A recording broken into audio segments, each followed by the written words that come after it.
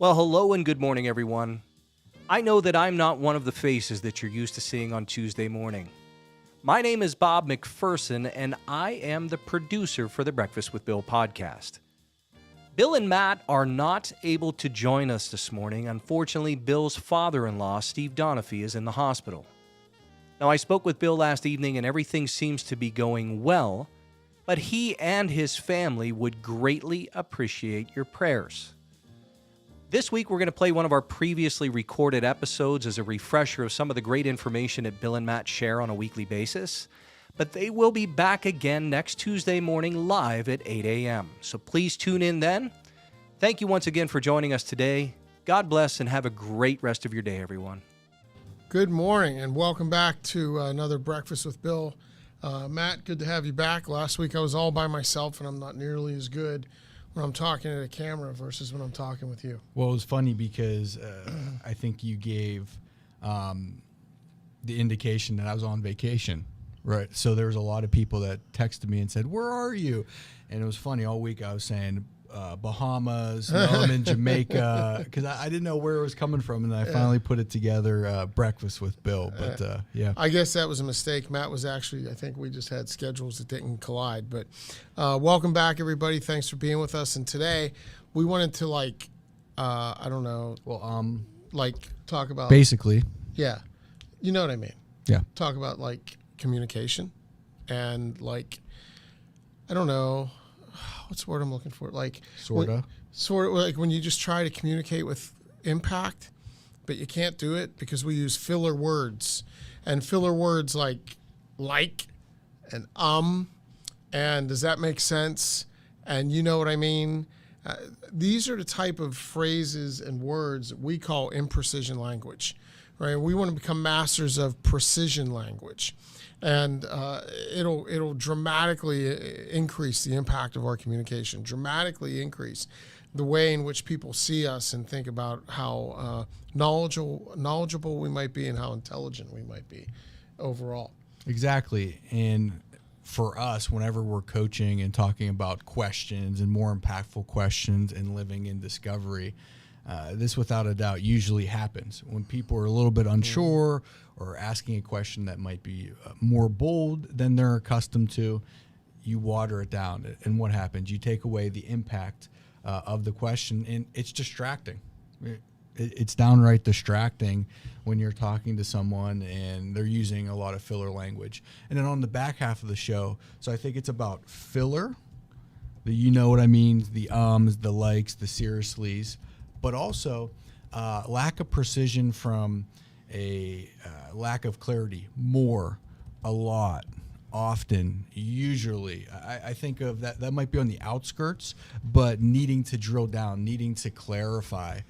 So some of that imprecise meaning language as well that we can't fall trap to as salespeople.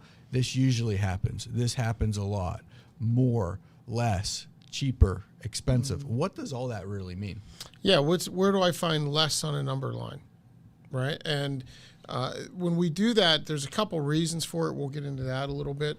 But the first thing we want to start with is that the filler words, the nervous tics almost, the words that we feel when we don't know what to say, the likes. You know, my son's girlfriend, Victoria, she said to me last night, because I always point this out to people, young people especially, she said, "Okay, I'm going to stop using the word like so much."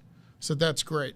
And a little bit later, we were FaceTiming with her as we were doing night prayer together, and she said like a few times, and I started just counting them on the screen like this. She said, "Stop, I'm starting tomorrow." And I thought that was pretty funny, but it's part of it is catching yourself to know that you're doing it. Matt and I talked about that early in your career. Mm-hmm.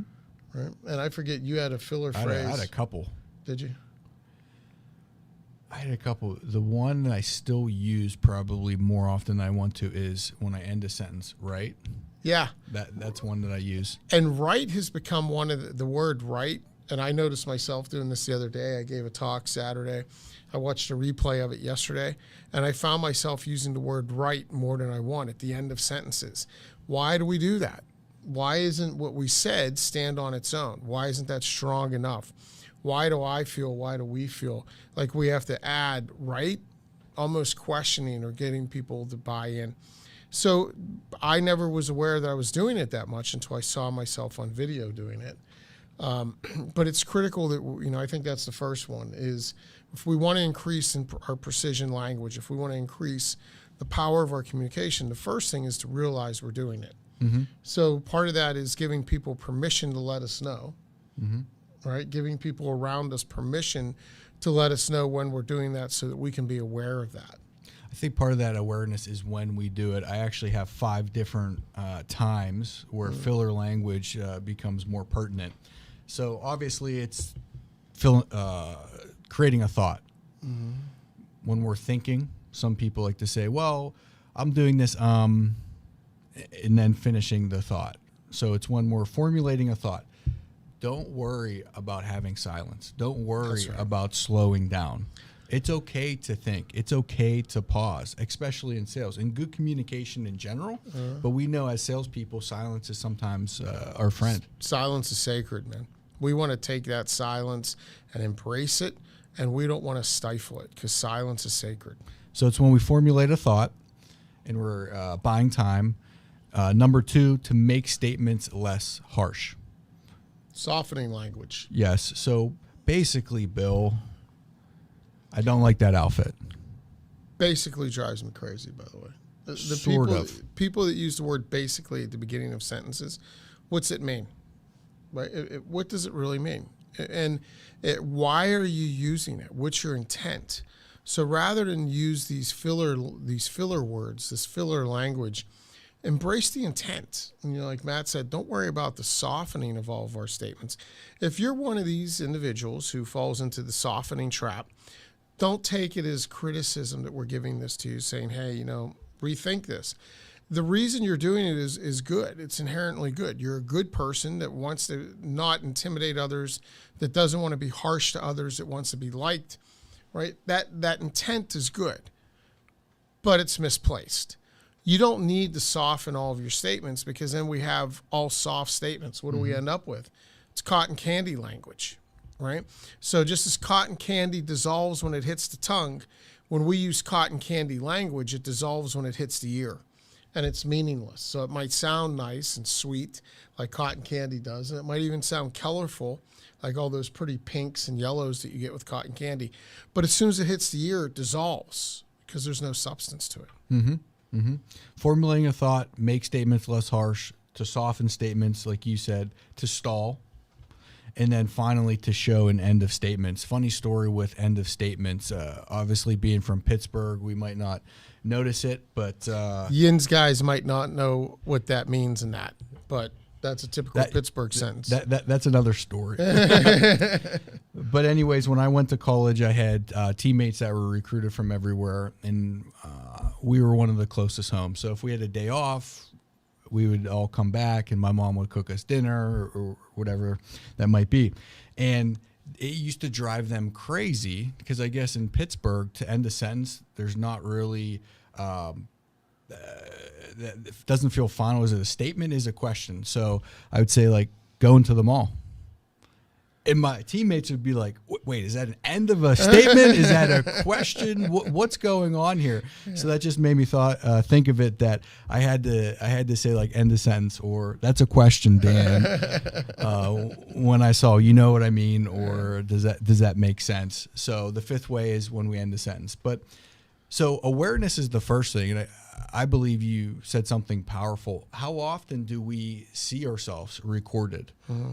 I love doing Teams because you can record it. You can send it off because people usually are not as aware. They're like, oh, yeah, I say it a little bit. Mm-hmm. And something that I learned from you is making the ticks when you're interviewing someone. Are you open to an observation? You said, you know what I mean, 19 times in the last 3 minutes. People usually don't realize that they're saying in that much. So I think recording and getting that awareness is a great first step. Yeah, it's funny you say that about interviewing. I'll never forget. I was interviewing a gentleman for one of our clients one day, and this had to be 4 or 5 years ago. And I mentioned to him, I said, hey, I'm picking up my daughter. She's in the car with me. Are you okay if we have this conversation? He said, yeah, I'm fine. I said, okay, great. So we're talking, and he used the word, I think he used the phrase, know what I mean. And that was his tick. So I put him on mute, and I said to my daughter, Gina, I said, get a piece of paper and a pencil, make a little hash mark every time he says, know what I mean. And how many times do you think he said it in I think it was about a 30-minute interview? 39 times. And I said to him at the end of and this was not to be harsh to him, but it was to give him feedback and also see how coachable he was. And I said to him at the end, I said, can I give you some feedback? And he said, yeah. I said, do you know that you use the phrase, you know what I mean, a lot as a filler? And he's like, I don't know. Well, maybe I'm a little nervous today. I said, how many times do you think you said it? And he became very defensive and started to push back. He goes, I guess a lot, since you're bringing it up to me. You know what I mean? Right. And I said, well, 39 times in the past 30 minutes.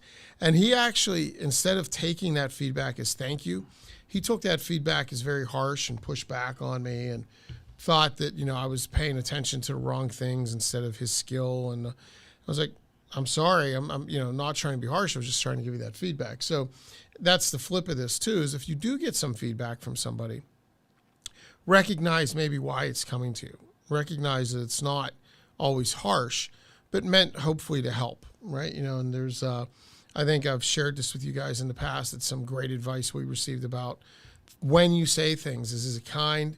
Is it helpful? And is it necessary? So when we take that feedback, think about, is it kind? Is it helpful? And is it necessary? Think about that before we share feedback sometimes too. I'm a master of saying things to my kids and having my daughters in particular say to me, was it necessary? So was it helpful? So is it kind? Is it necessary? And is it helpful? Well, find an accountability partner. Like you said, not necessarily on an interview, but who's that person in your office or in the home or your friend that you can actively work on this with? Because it is distracting. It does water down impact. And there's a lot of articulate people that just have that when they pause or to soften statements. So by taking that out, makes you that much more impactful. Absolutely. And being saying what we mean and meaning what we say is another phrase to think about with this. But it also comes when people are uncomfortable. We find ourselves uncomfortable at times, and then we start to stammer more, or we start to use more of the filler language.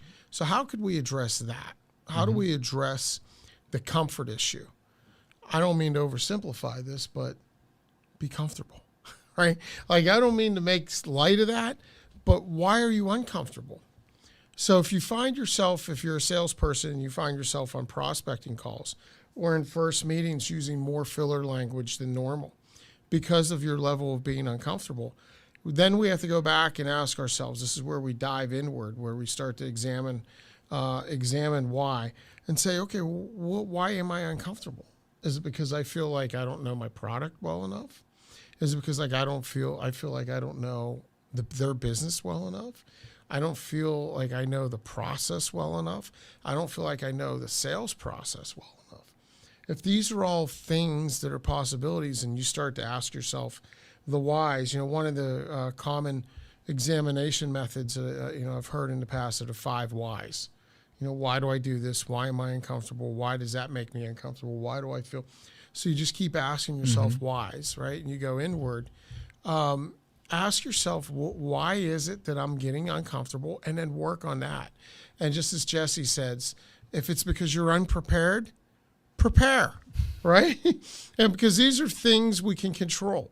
These are controlling the things we can control. And get more comfortable with whatever it might be, whether it's the sales process, whether it's their information, whether it's our own product. Well, let's flip that for a second. So when we're uncomfortable, we might use that language. What about if we're selling and then the prospect, all of a sudden we talk about budget and they're like, I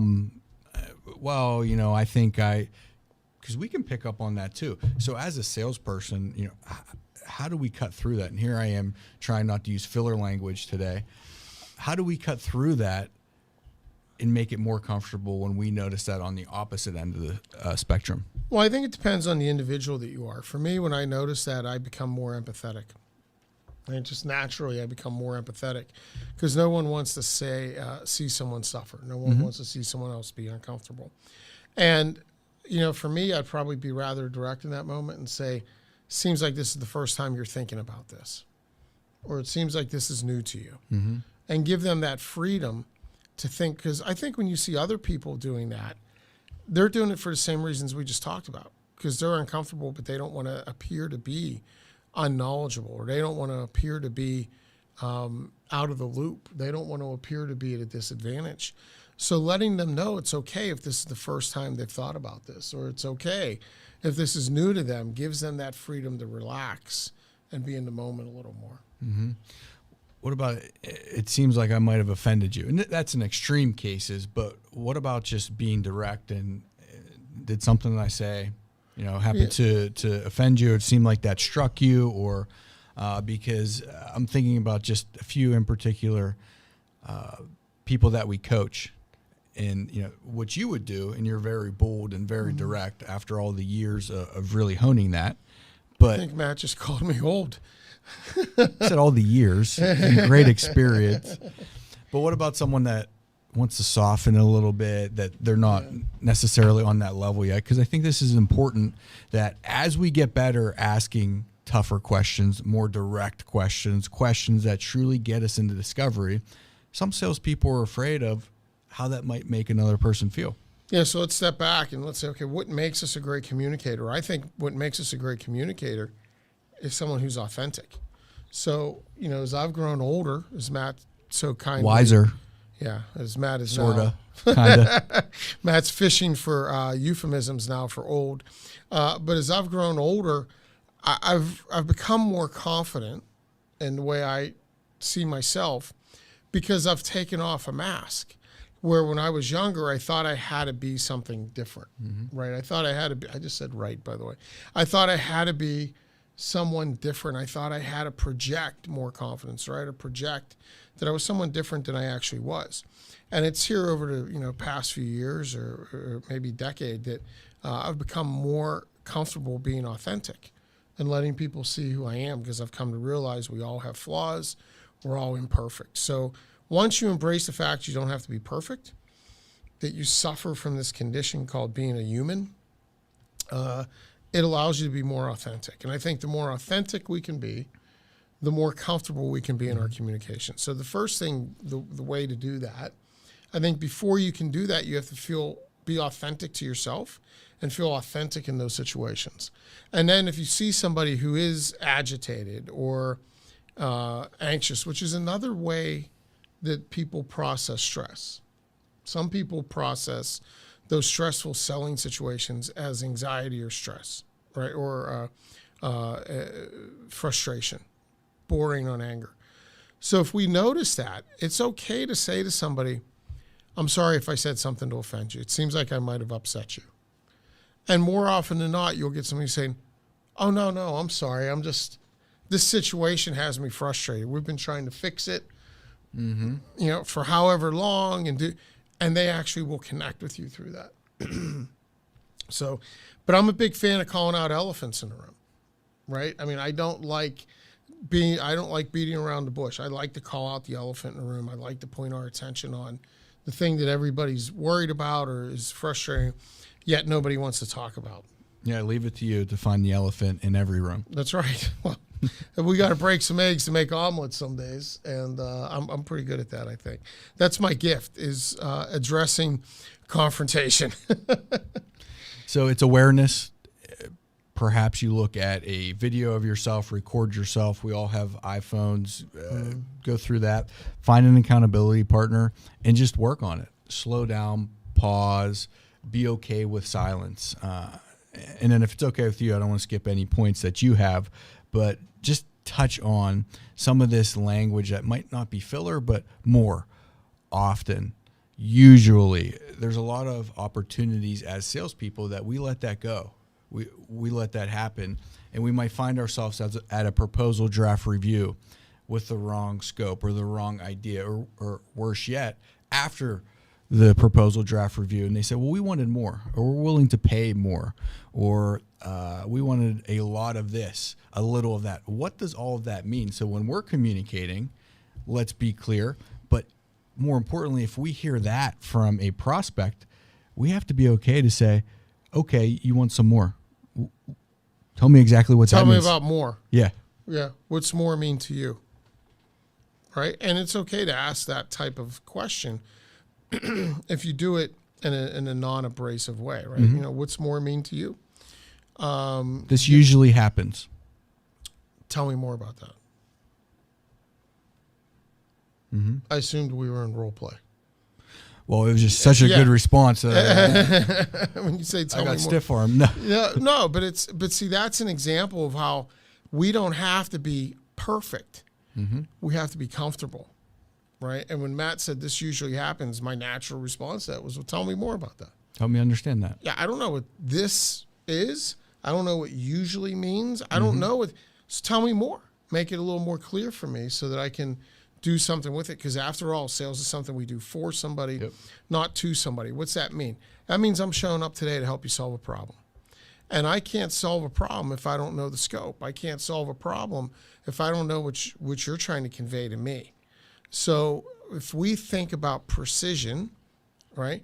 And when we're speaking precision, don't always use the adjective like he, her, all the, you get into all these pronouns and adjectives and everything. Well, how does somebody know who I'm talking about if there's 2 or 3 people involved, right? Versus using just someone's name, as easy as that might be.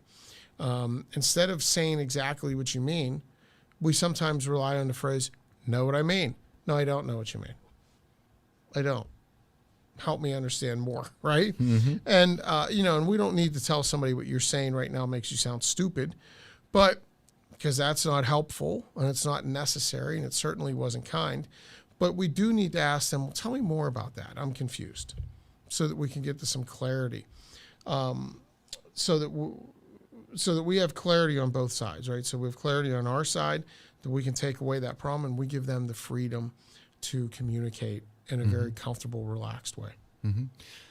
So as a takeaway, some homework, what are the filler words that you use or phrase, and when do you do it? And one thing you said, Matt, that's very powerful is about we don't see ourselves enough. Mm-hmm. I don't think we hear ourselves enough as either. So, going back to episodes and episodes ago, one of our homework was call yourself and leave yourself a voicemail that you would leave if you were cold calling.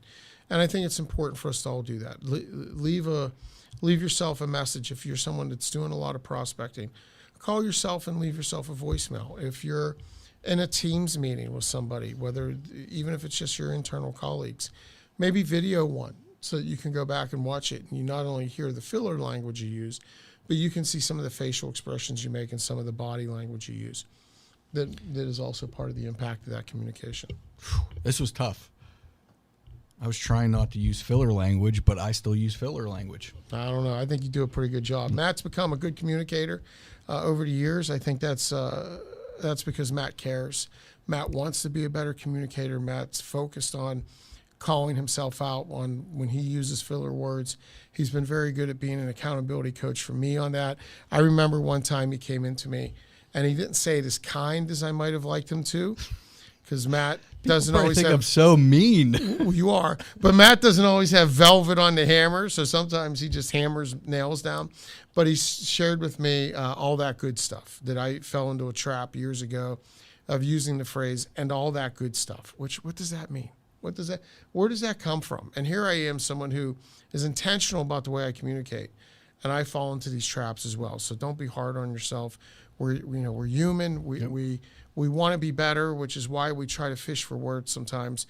But spend some time thinking about the words you use, how you communicate, the power of that communication, and find either those phrases that are weakening your impact or the situations that you're falling into that bring you anxiety and make you less of a communicator than you should be. All right? Sounds good. Great. We'll see you back next week. We appreciate your time as always. Thanks for being with us, and thanks for listening to us and indulging us today on precision language. And as always, if you have questions, please reach out. We're happy to help. Until we see you next week, take care. God bless. Bye.